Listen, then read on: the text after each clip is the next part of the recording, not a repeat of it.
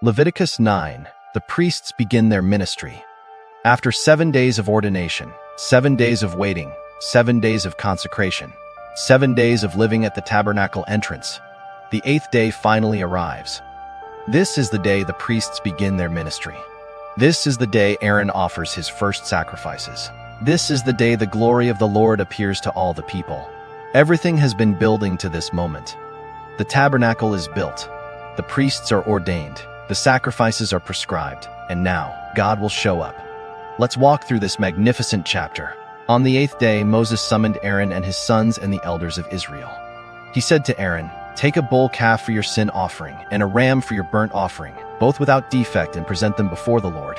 Then say to the Israelites, take a male goat for a sin offering, a calf and a lamb both a year old and without defect for a burnt offering, and an ox and a ram for a fellowship offering to sacrifice before the Lord, together with a grain offering mixed with olive oil.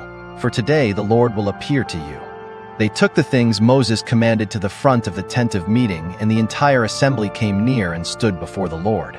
Then Moses said, "This is what the Lord has commanded you to do, so that the glory of the Lord may appear to you." Moses said to Aaron, "Come to the altar and sacrifice your sin offering and your burnt offering and make atonement for yourself. And the people, sacrifice the offering that is for the people and make atonement for them, as the Lord has commanded." So Aaron came to the altar and slaughtered the calf as a sin offering for himself. His sons brought the blood to him, and he dipped his finger into the blood and put it on the horns of the altar. The rest of the blood he poured out at the base of the altar. On the altar he burned the fat, the kidneys, and the long lobe of the liver from the sin offering, as the Lord commanded Moses. The flesh and the hide he burned up outside the camp. Then he slaughtered the burnt offering. His sons handed him the blood, and he splashed it against the sides of the altar. They handed him the burnt offering piece by piece, including the head, and he burned them on the altar. He washed the internal organs and the legs and burned them on top of the burnt offering on the altar. Aaron then brought the offering that was for the people. He took the goat for the people's sin offering and slaughtered it and offered it for a sin offering as he did with the first one. He brought the burnt offering and offered it in the prescribed way. He also brought the grain offering, took a handful of it, and burned it on the altar in addition to the morning's burnt offering. He slaughtered the ox and the ram as the fellowship offering for the people. His sons handed him the blood, and he splashed it against the sides of the altar. But the fat portions of the ox and the ram, the fat tail, the layer of fat, the kidneys, and the long lobe of the liver, these they laid on the breasts, and then Aaron burned the fat on the altar. Aaron waved the breasts and the right thigh before the Lord as a wave offering, as Moses commanded. Then Aaron lifted his hands toward the people and blessed them. And having sacrificed the sin offering, the burnt offering, and the fellowship offering, he stepped down. Moses and Aaron then went into the tent of meeting. When they came out, they blessed the people, and the glory of the Lord appeared to all the people, not to Moses alone, not to Aaron alone, to all the people. Every eye saw it, every heart felt it. The glory, the visible, manifest presence of God, appearing above the tabernacle. Fire came out from the presence of the Lord and consumed the burnt offering and the fat portions on the altar.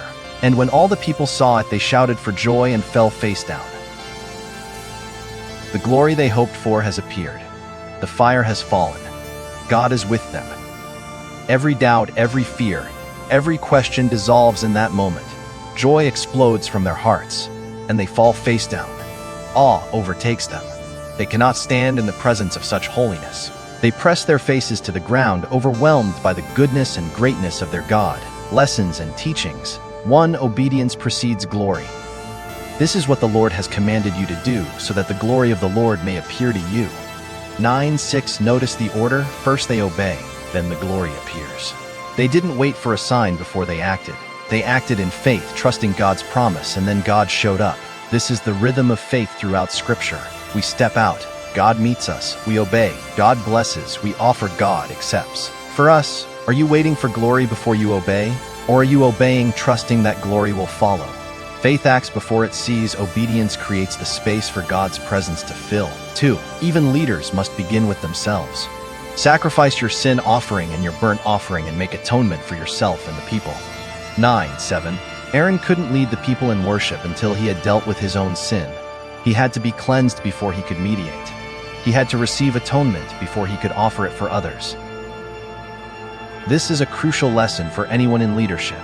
You cannot bring others where you have not gone yourself. You cannot minister forgiveness you have not received. You cannot lead in worship you are not practicing. For us, leaders, check your own heart before you try to lead others.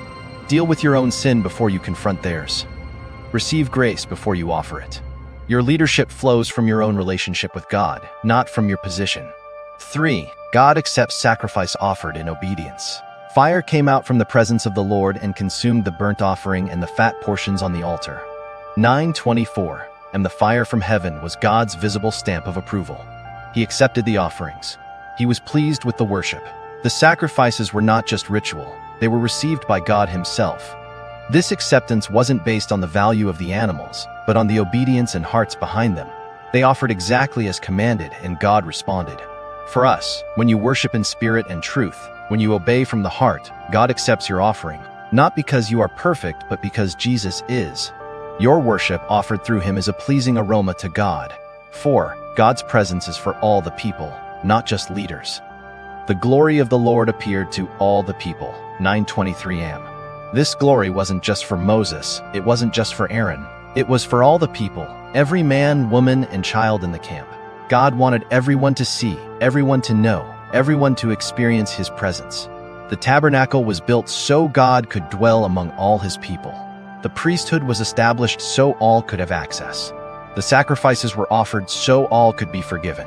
For us, God doesn't play favorites. His presence is available to all who seek Him. You don't need a special title or position. You don't need to be a priest or pastor. The glory is for you too. 5. Joy and awe belong together. When all the people saw it, they shouted for joy and fell face down. 9:24 am. They shouted and they fell. Joy and awe.